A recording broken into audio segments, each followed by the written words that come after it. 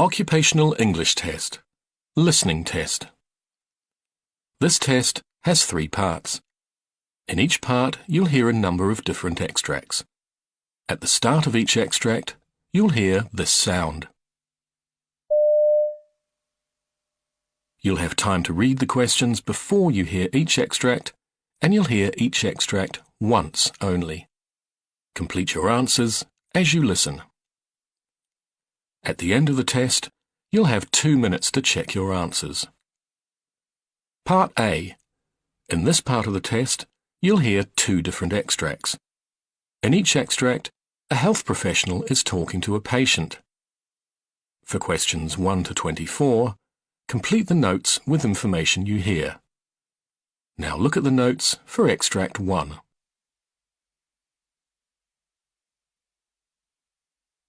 Extract 1. Questions 1 to 12. For questions 1 to 12, complete the notes with a word or short phrase. You now have 30 seconds to look at the notes.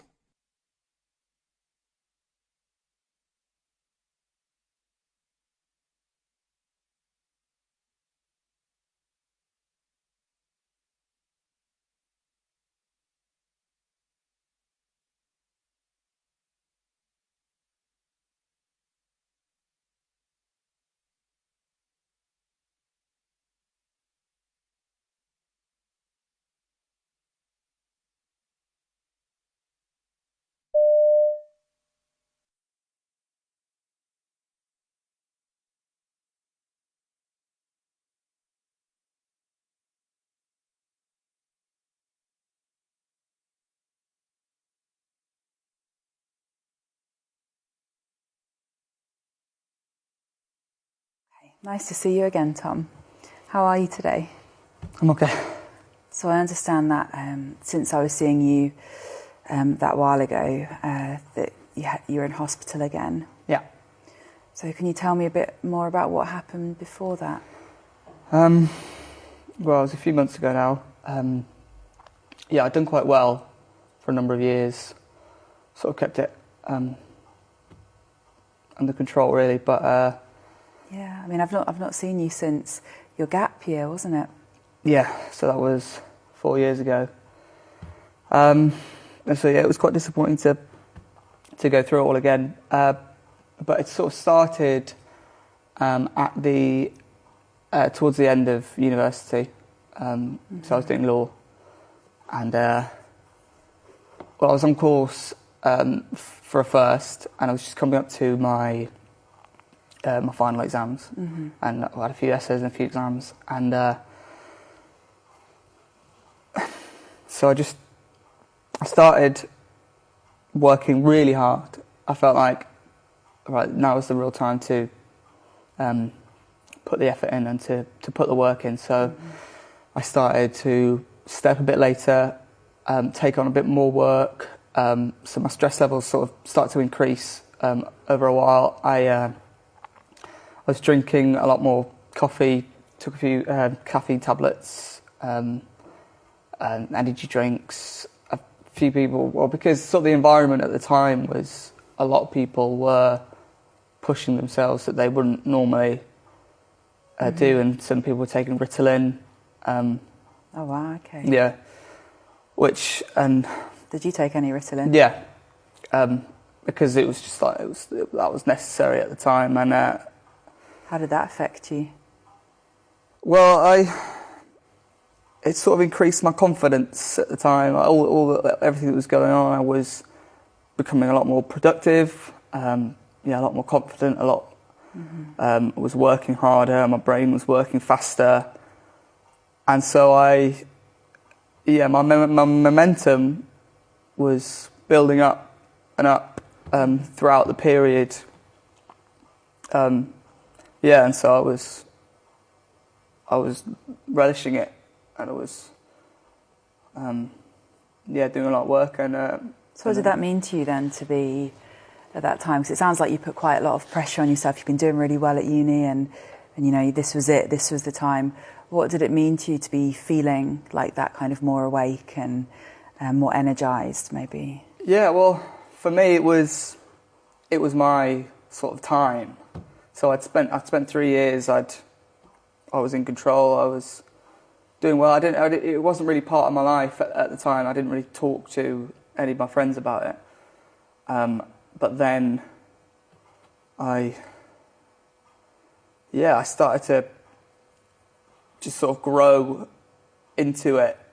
And I took the opportunity to enjoy this time. And it didn't really reach its peak until after my exams. I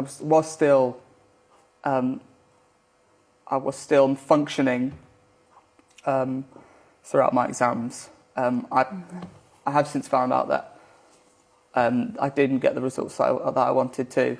Mm-hmm. Why do you think that was? Well, I thought that I was working harder than ever, but it was misjudged, I think, and so I didn't perform to the best of my ability when it came to the exams, and so I didn't achieve a first time. I only got 2-1. What else was happening for you around that time? I mean, you talked about the pressure of your exams and staying up for them. Was anything else going on for you around the same time? Well, so it was the end of university, and that was the time where, well, as soon as that period stopped of work, then I was sort of let off the leash a bit, and I just sort of to grow even further. So I mentioned I was taking Ritalin, drinking a lot of coffee, and as soon as exams had stopped, substance abuse sort of took a bit more of a hold, and I just sort of grew into this person who I thought was the guy that everyone wanted to be around and to see, and so I made sure that I was just everywhere that to be seen. I was, so this is like the gap after you finish the exams, but before the results are out. Those kind of few weeks. So we were just going out a lot, if not every night.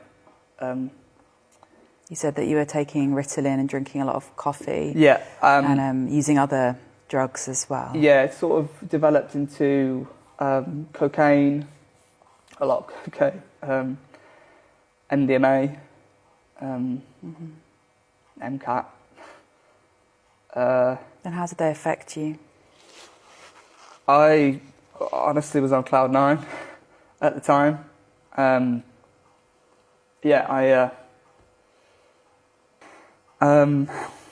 And so in this sort of role as the man about town, I spent a lot on alcohol, drugs, clothes. I invested in this technology. Well, having not had to deal with my illness throughout university, and for it not being a part of that world, I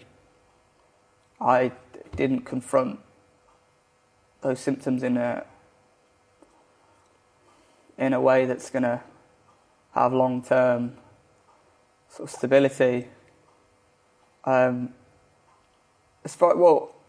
It began with doing the work that I needed to do. That's just what I needed to do in order to achieve my goals and to achieve what I want to.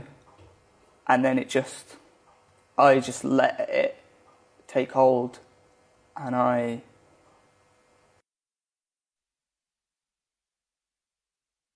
Extract 2. Questions 13 to 24. For questions 13 to 24, complete the notes with a word or short phrase. You now have 30 seconds to look at the notes.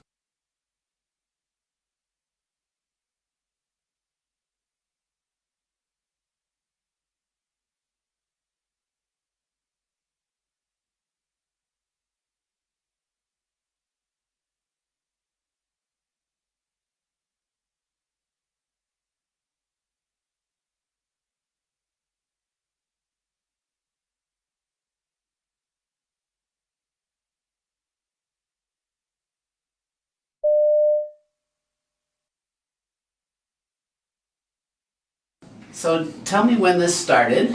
Started on Tuesday morning around 9 a.m. He started to get a few red patches right across his belly and a few sporadic on his legs. Okay. And has he been sick prior to that? He had just a runny nose. Okay. We went camping, so about Sunday morning he had a fever and he started his runny nose. Okay, so started with fever and runny nose, Yep. and then this rash appeared. Yep, on Tuesday. On Tuesday. Yep. And I know you were here in the office a couple days ago. Yep. And they did some blood work, and at that Yep. point they were pretty sure this was a viral illness. Yep. And I remember talking to you on the phone that it was getting purplish. Right. And that was concerning because we know that can Right. be bad Right, things. exactly. So you had a fussy baby, Fussy and baby. This little fellow's only 7 months old. Yep. Fussy with fever and then a purplish rash, Yep. and you were absolutely right to call. Okay. Because sometimes that can be meningococcus. And meningococcus is a bacterial infection that can kill you like in 24 hours. Yeah, not good. And so I'm absolutely happy you called. Awesome. So as we look at these purplish lesions, when I rub really hard with my finger, you can see they turn white. Turn normal skin color. The purple goes away momentarily and then it returns. Any rash that you can make blanch, so you can make it go away, that's okay. Especially, we'll take a look at this little guy's face here. He's still, I mean, he's not super happy, but he's still pretty alert. And that's always a good sign. When you have that bad rash that doesn't blanch and a kid who's just, this particular reaction, because we've evaluated this young fellow twice in 2 days, this has been progressive. And what's happening here is we've got bright red, pink, new rash that's actually warm to touch if you look at this rash. And as that rash disappears, it leaves a bluish, sort of almost a bruised looking purple rash, which you can see areas that are sort of purplish. Basically, this is hives. This is an allergic reaction to the virus. So what we have here is a viral infection, and his body is mounting an immune response as well as an allergic response. And hives come and go. A classic hive lesion, you can see one on this shoulder where there's got a little central clearing. It's kind of a little more whitish in the middle and red around it. That's sort of an example of a target lesion that you see with hives. The key with hives is, in general, your child is not that ill. Now, he happens to be somewhat ill because of his viral illness and fever, so that's what makes this particular situation both confusing and very important to have it evaluated by somebody that can really make sure you're not missing that petechiae and purpura, the non-blanching rash that can be associated with meningococcus. What we're going to do for this, since we know it's hives, if you're at home and you have a hives-like reaction, maybe a mild one, you're going to use something like Claritin or Benadryl, just those basic anti-hive, anti-allergy type medicines, and sometimes that's enough. In a more severe case like this, we're using prednisone. It's a stronger anti-inflammatory, but you definitely would not want to be getting your hands on prednisone without having a doctor evaluate first, because prednisone can cause problems if you're giving it to a child who has a bad infection. So that's the key. That's why I wanted you to come in. And thank you for doing that, coming in. Absolutely. And he's a trooper. Now, of course, you should know that prednisone can make you really grumpy.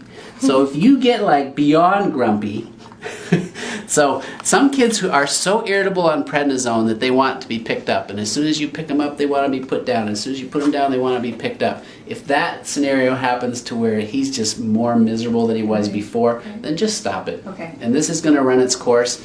Because it's related to the viral illnesses often run for 7 to 10 days. Okay. Unfortunately, it's possible his hives could last for 7 to 10 days. Or since we're on our 4th day Yeah. or something like that. You know, the other main causes of allergic reactions, we think of medications, and then we think of certain foods like peanuts and eggs and strawberries, but usually the peanuts is the top of the list, or shellfish. Okay.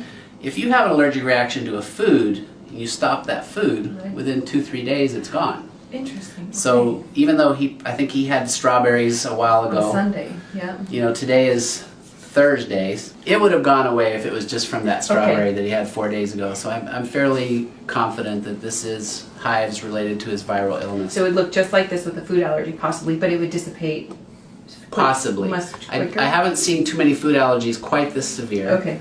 But that's the general idea. These red lesions with the little slightly raised hives are also irregular margins. They kind of come and go. That's the real hallmark of hives. Also, is that coming and going.